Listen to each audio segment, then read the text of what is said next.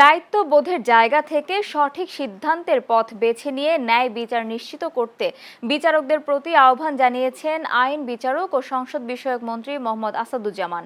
আজ সকালে রাজধানীর বিচার প্রশাসন প্রশিক্ষণ ইনস্টিটিউট কমপ্লেক্সে আয়োজিত অতিরিক্ত জেলা ও দায়রা জজদের 20তম ওরিয়েন্টেশন কোর্সের উদ্বোধনী অনুষ্ঠানে প্রধান অতিথির বক্তব্যে তিনি এসব কথা বলেন। বিচারকদের সবসময় সঠিক সিদ্ধান্ত নেওয়ার আহ্বান জানান আইনমন্ত্রী।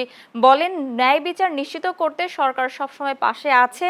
তিনি বলেন, মূলত বিচার বিভাগের মর্যাদা অক্ষুণ্ণ রাখতে জনপ্রিয় নয়, বরং আইনের আলোকে সঠিক সিদ্ধান্ত গ্রহণ করা জরুরি। স্বাধীন আছে কিনা সেইটা হলো সবচেয়ে মুখ্য বিষয়।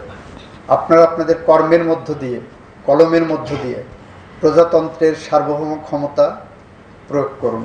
আমরা চাই না আর কোনো বিচারকের কন্ডাক্টের কারণে গোটা জুডিশিয়ারির উপরে মানুষের ক্ষোভ ফিরে আসুক। বারের পক্ষ থেকে ক্ষমতাসীন দলের বারের নেতারা যে অনেক সময় হম্বিতম্বি করবে, আপনারা সেগুলোকে ইগনোর করবেন।